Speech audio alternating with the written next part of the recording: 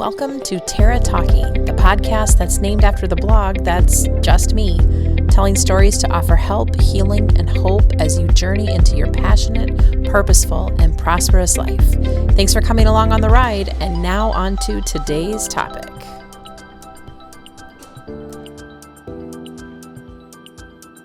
This is a topic that I really wanted to come in and kind of just riff on. Drop some information, see what you guys want to talk more about, what resonates with you, where else we're going to go with it, because I think it's really important. Money mindset is kind of a catchphrase, but it's how you view your money. It's the relationship that you have with money. And for a lot of people that I know, and maybe people that you know, maybe you are one of those people, our money stories come very much from what our parents' money stories were. And we have to come to our own realization about what our relationship with money is, how we view money. And that's not just how we view the money that's in our bank. It's just how do we begin to relate to money, whether we want more of it, whether we need more of it. And then along with that, because I think that a lot of people end up relating so many of their day-to-day struggles back to where money roadblocks are. But then just when things kind of go wrong, when stuff comes up and happens and you're kind of like, whoa, I thought I was on the right path. What just happened? And how do I get back onto a different path if this one isn't really the right one? So they're kind of all tied up. So what I'm going to talk about is, first of all, money mindset. And I have dropped some of this into other various videos. So if this is a repeat for some of you, then my apologies. But so again, like I just started to say as an introduction, your money mindset, sorry, had something in my eye. Your money mindset is how you view money.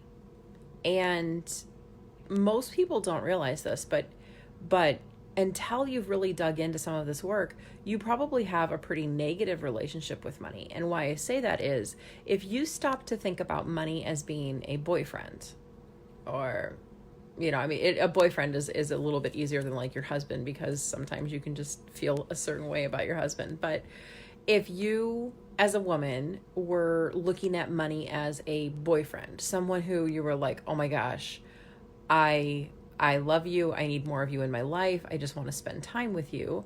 That's great. But then what if that boyfriend wasn't coming around enough? You started to resent that boyfriend. Well, what the heck? I need you in my life more. Where are you at? Why don't you come and sit here with me? No, I don't want to do anything with you. I just want you to sit in this little dark room over here so that I can count you and have you and make me feel safe. If you thought of money as a person like that, you would probably not treat a person like that, because you know that that's not really how a relationship goes. So that is kind of an initial foray into seeing what is your money mindset. If money was a person, how do you relate to money? How do you treat money? What place does money have in your life? Is it something that you're always kind of in this desperate chasing energy for? Or is it something that you realize, I love having it around and that's okay. So how can I get more of it without a desperate lack energy? It is really easy to get sucked into a lack mentality when it comes to money, because we need money for so many things, right? So it makes sense. But having a money mindset where you realize that money is just energy, when you can accept that realistically, let's say that you have $5,000 in the bank.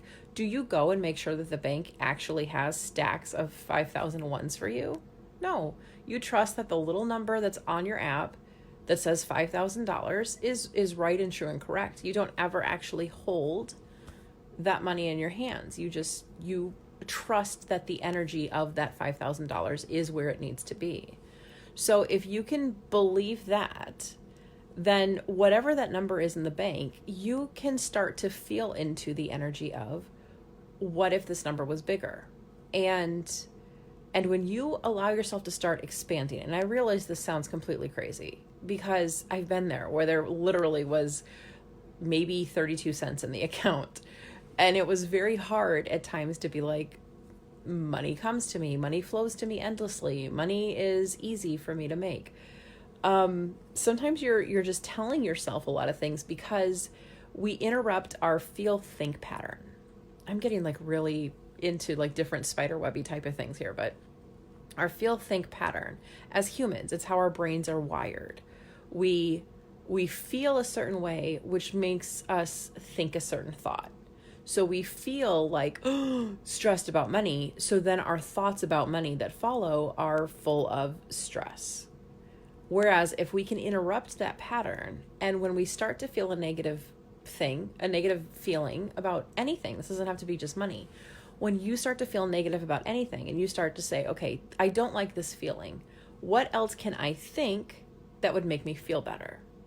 So when you start to panic about where money is at or how much there is or how much you need, if you can interrupt that pattern, and this isn't going to be like you do it once and there you go, you fix the problem for all of time, but it is a repeated habit that you can start to create.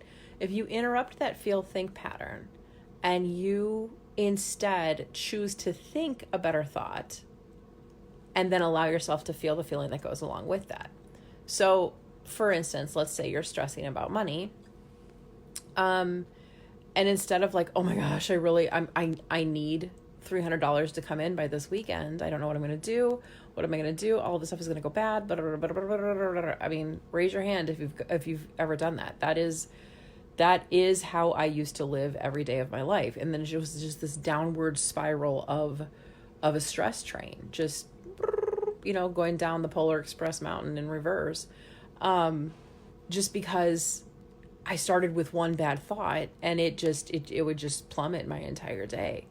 So when I started to learn to interrupt that feel think pattern and say, okay, I don't like feeling this negative thought about money, I'm going to choose a different thought. And it wasn't always about money. It wasn't like I was able to instantly replace this money story that I'd been hearing for my entire life about how there was never enough money.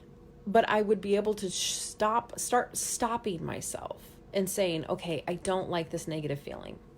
I'm going to choose a better thought and then feel the feelings that come with that better thought.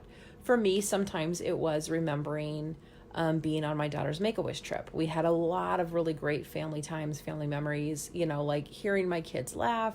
I would interrupt the pattern of the negative feeling and insert a more positive thought that came along with a positive feeling. Is this making sense? I hope it is. I can't see if there's anyone on, if there's any comments, if this is even connected.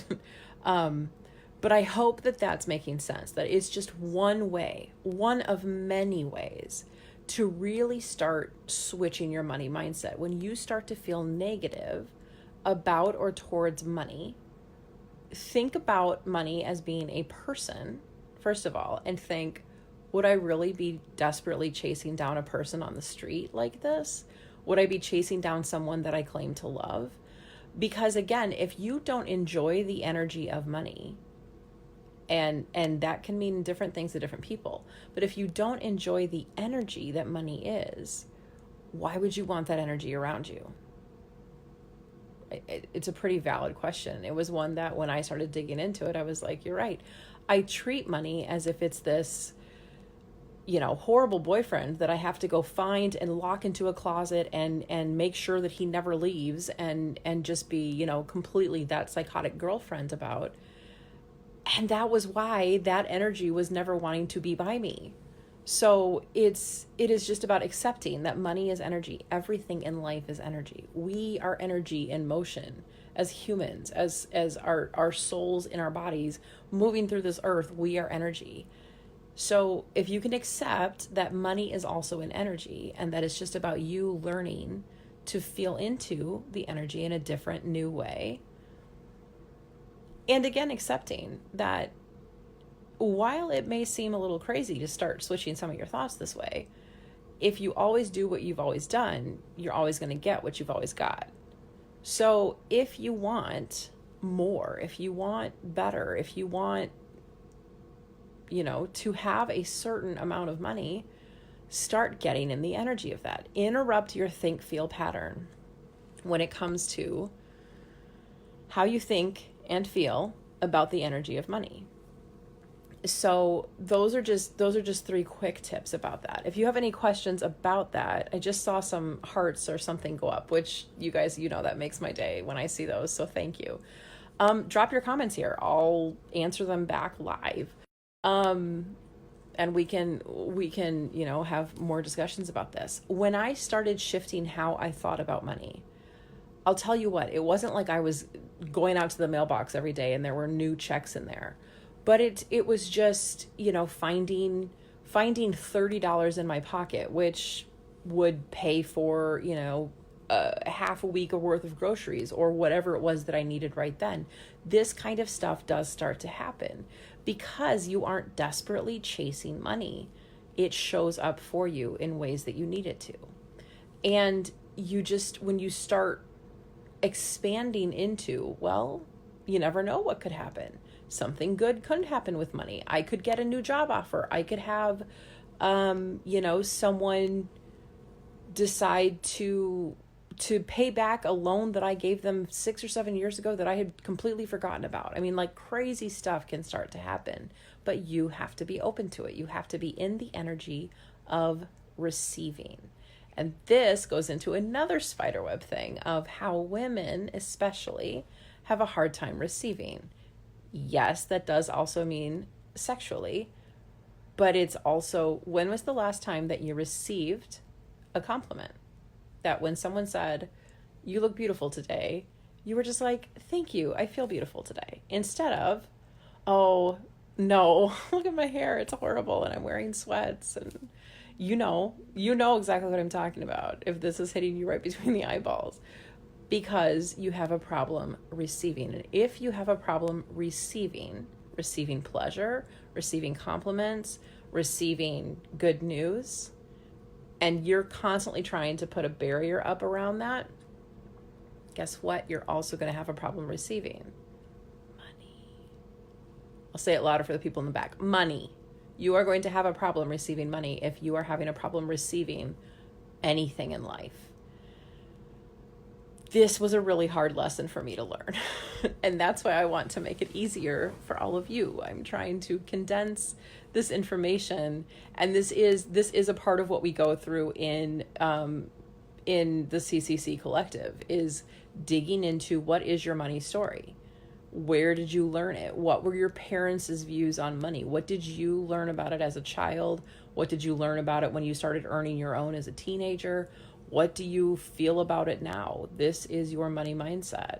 And if it is jammed up with other people's stories and you have figured out ways to block yourself from receiving money because you think it keeps you safe, I'm here to tell you it doesn't, and it can be undone. And when it becomes undone, you start to be able to receive, and there you go down the path of living the life that you've always imagined. See how it all ties together?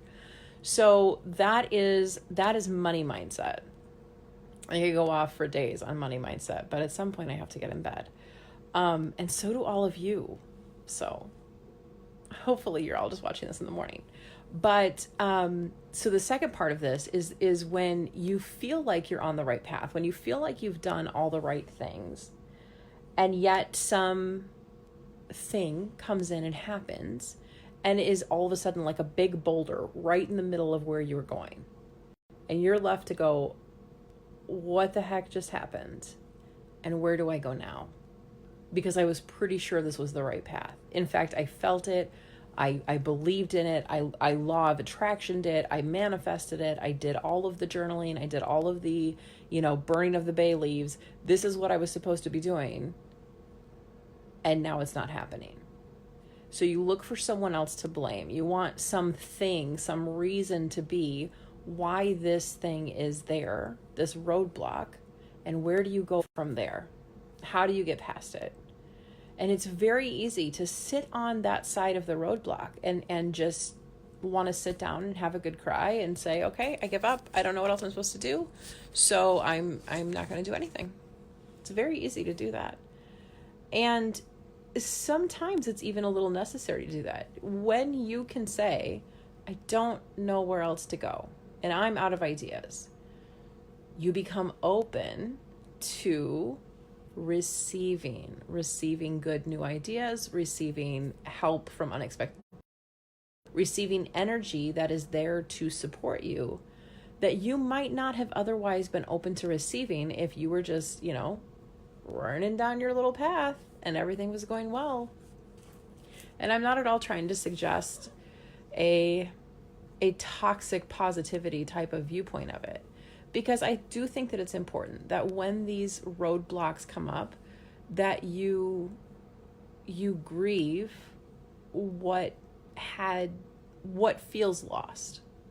Grieve it in whatever way resonates the most with you. Because if you try to avoid these feelings, these negative feelings that come up when bad shit happens, all you're doing is burying them and allowing them to pop up elsewhere as maybe an autoimmune disease, or maybe they pop up as, more stress and frustrations down the road. Maybe they pop up as a fender bender on a random Tuesday afternoon.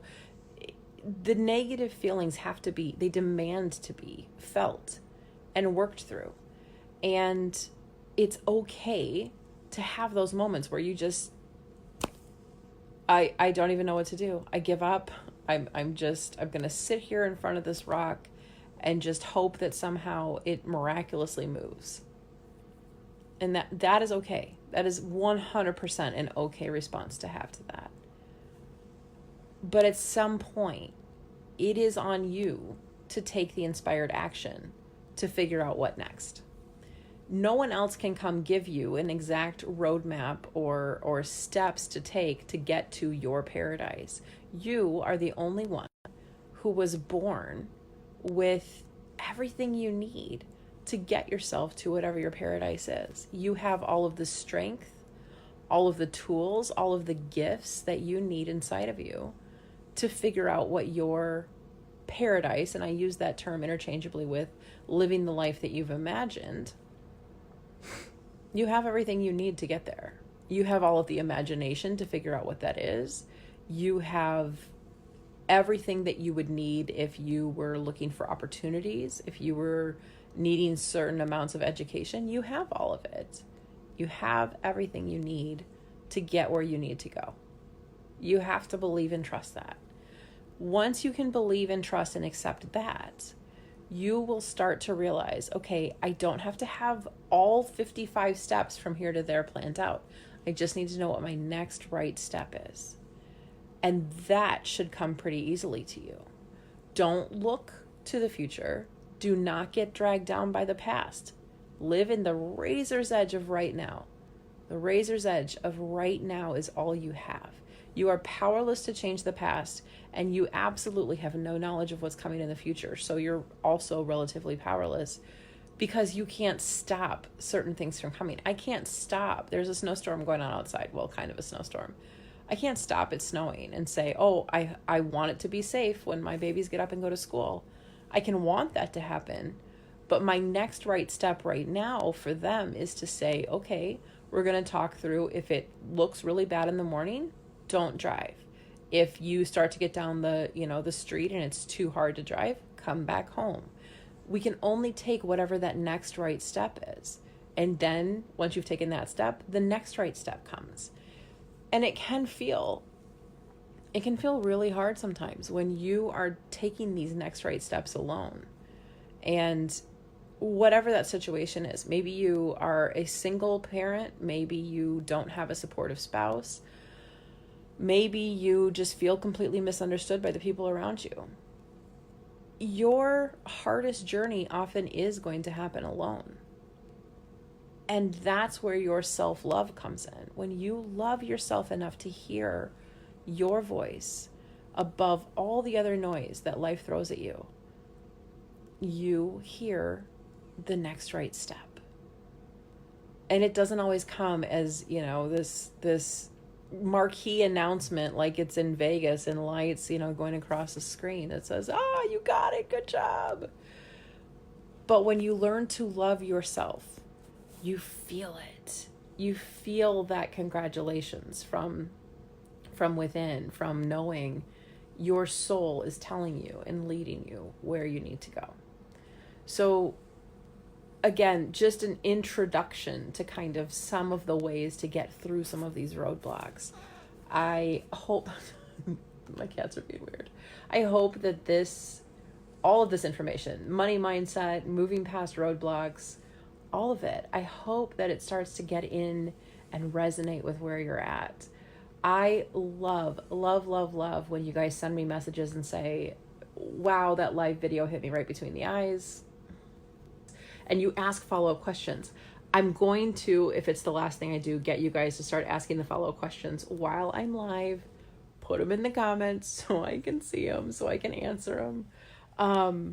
Keep it up. That is part of what creates this energetic exchange that we're having. Because again, who remembers from the first part of the video, everything is energy. When you can start to understand that concept, that energy is always all around us. Money is literally floating around you wherever you're at right now, because it is going through the airwaves, through radio waves and particles as people are Venmoing and moving money around their bank accounts. Like, that energy of electronic money is always around you. You are surrounded by money. You are abundant. So feel into that. You are so wise. You can solve any problem that's facing you. You are amazing. You just have to be able to receive and believe that. And then watch really, truly amazing, awesome things start showing up in your life. I realize it sounds very easy from where I'm sitting, but if I could tell you the hard days, the hard steps that it has taken me to get here, you would understand that I can only sit here today because I learned these lessons. I learned them, and I want so much to just impart what I've learned to you, to make it not as hard, to make it not as long, to make it not as lonely of a journey as it can sometimes feel like, because I am always right here for you. And I'm so glad that you are here watching this for yourself. So I'm here if you have any questions, if you want me to riff on other parts of this or expand on certain things. You guys know how to get in touch with me. Send a message through here, drop a comment. And I am so looking forward to continuing this money mindset conversation. I'm very curious what you guys think of it. If you've ever thought about what your money story is, what you heard as a little kid, what you heard as a teenager, and where you're at with it right now. Yeah, I hope you guys have a good night. It is definitely past my bedtime. So I will be back on tomorrow. Guess what day it is? Hump day. Those commercials always are the best to me. I'll always laugh at them. Anyways, I hope you guys have a great night. Thank you for being here. Thanks again for listening to this episode of Terra Talking. I'd love to hear your thoughts. Find me pretty much everywhere on the interwebs as @Terra Talking. That's TerraTalking, or at my blog, terratalking.com. Your reviews, comments, and shares are always so appreciated. May you prosper well as you live your most passionate, purposeful life this week. And as always, keep on keeping on.